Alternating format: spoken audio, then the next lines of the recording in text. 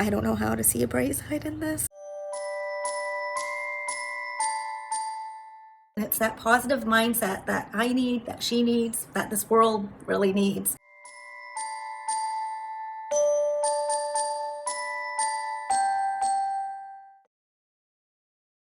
Even if it's one person and it helps you, that's the one person that I've made this video for. It's like walking into a horror movie. And reading my Course in Miracles, because it's been a really trying weekend and day. She is going through mania again, and it's kind of one of those things we're hoping that she gets to the hospital, but of course police aren't gonna take her in unless she goes willingly or is threatening to harm herself or harm others. This is an ongoing frustration that we've all been through, waiting for the worst to happen. I feel like I'm being tested a lot, my patience, my belief, and I don't have a choice. As much as it seems like, you know, why the hell would you believe at this point, and the same thing keeps happening over and over. What other choice do we have? So again, surrendering this process to a higher self or God, and just trusting that things will work out as they're supposed to. And I'm recording it now because I want to be able to update you with good news. I have to believe that that's what's going to happen, and I have to believe that these videos are going to help others, because I'm not just making these to hear myself speak. I'm making these because I want to motivate others to hold on to that shred of hope, that light that seems so, it seems like we're in the darkness, but we're not. There is a light, and I'm sort of here to tell you that. I feel like that's why I'm here, and that's why this is all going on. It's a learning lesson for all of us. I started watching a lot of YouTube videos, and it kind of started with the anti-MLMs, and then it rolled into this whole toxic positivity and Tony Robbins and all of the gurus that are making money using toxic positivity, using things from The Secret, a lot of the law of attraction, all of that. And it's like I don't know if anyone else who has been into this stuff questions it sometimes. I'm sure we all do, because I really got into that. I read A Course in Miracles, which is sort of a spiritual Bible, and that honestly helps me through everything. But as far as toxic positivity, I hear what people are saying, and I get it, and everybody is free to feel the way they want. However, if it helps us get through the day to believe this, then I don't see any reason to be putting it down.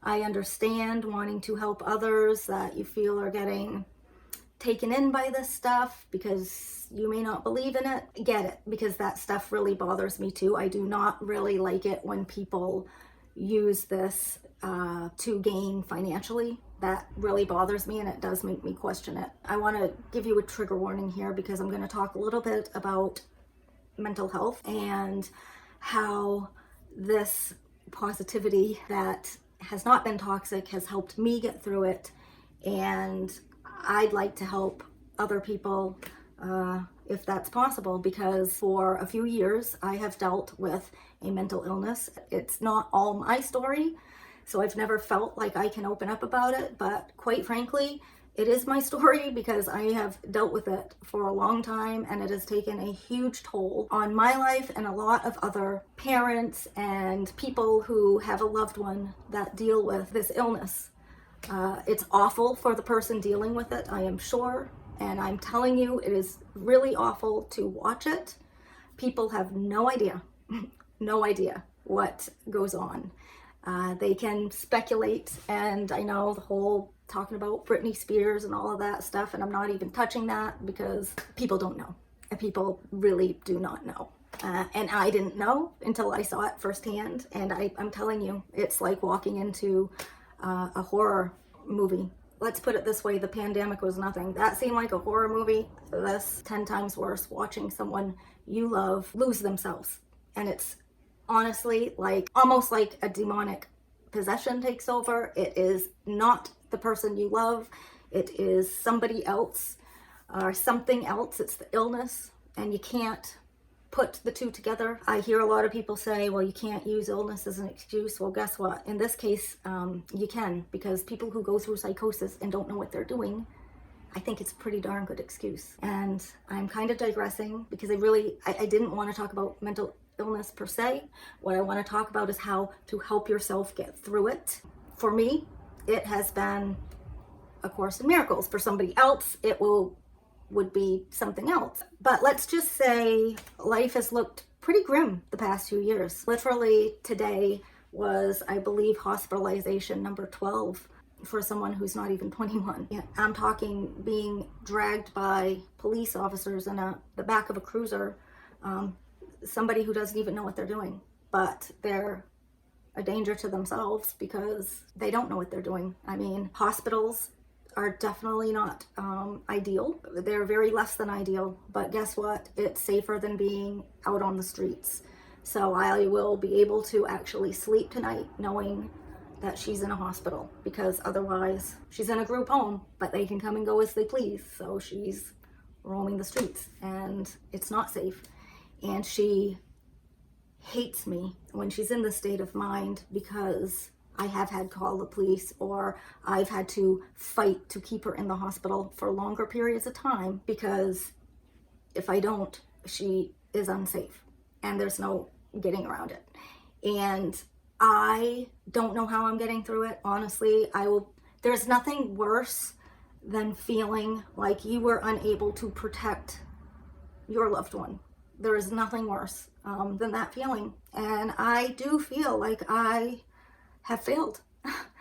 And in some ways I have. But at the same time, that love pushes me to just keep going and keep fighting. And it's why I'm making this video, because I've pretty much had it. People need to know. People need to open their eyes to what's going on. They need to stop judging others by how they get themselves through the day. All this petty stuff that people talk about means nothing in perspective to watching somebody you love have harmful behaviors that could hurt themselves. And I want to touch about medications, because I've seen at least 100 medications put into her body, and it's awful. And I am not a fan of antipsychotics, although there are cases where you do need to take them. She chooses to self-medicate with I don't know if we can say it on YouTube, the Mary J, which a lot of kids do at that age. And I'm telling you, it has been extremely harmful. It is what triggers psychosis. Because I think they're overdoing it, or I know she is. I can't speak for others. But everyone thinks that it is such a safe drug, but it is a drug, and it's not safe for her. And I get that it helps people with pain, and it helps a lot of people, and I say that's great. If I thought it would help her, I'd buy a freaking dispensary and let her use it all day long if it would help her. But it doesn't. It hurts her, and she still doesn't get it. And I'm talking 12 hospitalizations later and still not getting it. It's so frustrating. But I got to keep fighting and hoping for the best. And that the only thing that gives me hope is I have to believe there's a higher power, because it has been taken out of my hands. I have zero control. This is an adult we're talking, so it's not like I have any say in much of anything. However, I finally did get medical guardianship, and I had to for her own safety, because she'd go to the hospitals and say she didn't have family, and they'd give her things that she's had bad reactions to. So they need a record. I can give that record. I can tell the history. Do I want to be somebody's guardian? No. Of course, I would love for her to be able to speak for herself, but there are times when people can't. And for those of you out there who have not dealt with this, I'm so glad you haven't dealt with it. I don't want you to deal with it, but what I do want you to know is that when you see the person on the street talking to themselves, when you are scared of all these people that are like, you're pegging them as crazy, because I've been there, and guess what? They're mentally ill, most likely. Some may be doing drugs, I don't know, but some are just mentally ill, and they can't help it. They didn't ask for it. It's like an elderly person with Alzheimer's. Do you beat up on them and treat them like they have the plague? No, because you know they're not in their right state of mind. And that's exactly how these kids are. People can say toxic positivity all day long, but for me, I do believe we get what we think about. When we expect the worst, we get the worst. And I'm telling you this because I've done it.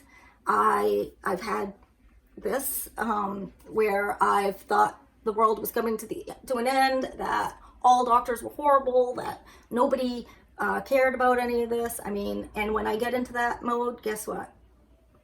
It never ends well.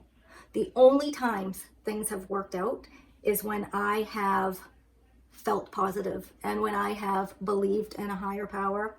Praying all day long. I've prayed, my whole family has. That didn't work. My mindset, that's what gets me through. And if I let myself fall to pieces, what good am I going to be? Because right now I am really the only one that's fighting for her. I mean, thankfully she has a father that's involved too, but he's in a different state. And yeah, so I highly recommend thinking positive. I don't see anything wrong with that. And if people want to read The Secret, and if that works for them, go for it. If Tony Robbins helps you, go for it. You do you, what helps you, because I'm not here to judge anybody. I'm not judging how they make their money. I don't, they do them. Like, they could be very lovely people, and I found myself starting to get angry and judging, and then I realized, who am I? Who are we to judge what other people do? I get you don't want them taking advantage of people.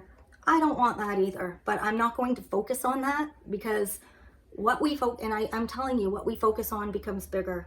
I don't want to make this a bigger problem, but at the same time, I'm seeing a lot of people suffering that are watching their loved ones, and I want them to know they're not alone, because it feels pretty horrible being alone, but we are all in this together. And do whatever makes you feel better. Take care of yourself, because if you don't, you're no good to your person. And do what it takes. If you want to follow a spiritual guru, you do that. You do whatever it takes to get you through the day. And let's just start working together, and let's just start promoting love and not judging and not promoting hate. We really need to support one another, even if it's one person and it helps you. That's the one person that I've made this video for. So thank you for listening. I'm very sorry that I'm rambling, but like I said, I'm not in the best headspace because of what's going on, and yeah, but I thought that would be the best time to make this, because it's kind of raw and it's real, and you guys kind of get to see what it's all about. So thanks again for watching. If this helps you, I'm very happy. If you have negative comments, go ahead, but I'm not going to respond to it. But if you want to comment and you need help or someone to listen or whatever, I can say I know what you're going through if you're dealing with mental health. So, love you. Thank you for listening. I wanted to jump on really quick before I have to get back to work. Feeling somewhat emotional, which I think many can relate to. It's not easy having to go to work in an office when you are thinking about your child. But she was brought to the hospital by police yesterday. I don't even remember what the last thing I filmed was, but brought into the hospital by police yesterday. It took quite a bit to get her in there. Come to find out, she has ingested a lot of marijuana. Like, she's bought, I want to say 840 milligrams in 4 days, they said. Needless to say, she's not allowed back into that particular dispensary, and it was a new person that was working there, so they didn't know how to check how much was being purchased or something. I don't know. All I know is she's had a lot of marijuana. And so, of course, that induced psychosis. She showed up at the place in a bra and short shorts.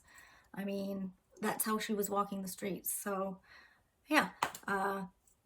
I felt a sense of relief when they finally took her to the hospital, and I spoke to the person in the emergency room. It's the like psychiatric emergency room that knew her. So she's like, well, you know, I asked how her demeanor is, and they're like, well, typical. It's like, oh, so you've worked with her before? And she says, oh yeah, I've had plenty of experience with her. So it's pretty sad, but that did feel kind of comforting because I at least recognize someone, so it's hopefully not as scary. Today, however, is a new person that has never worked with her, and they called her dad and the house, and they weren't sure if they were going to blue paper her. This is somebody who's never seen Baseline, so of course they aren't sure what to do.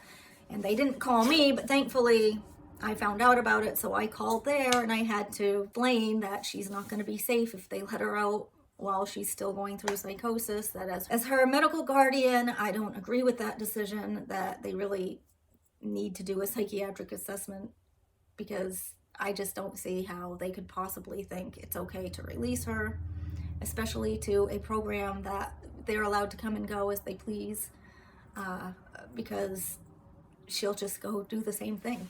And I'm just so deathly afraid of her getting taken advantage of. That's my biggest, of course, fear. And again, we try to stay positive and not think of those worst case scenarios, but how could I not?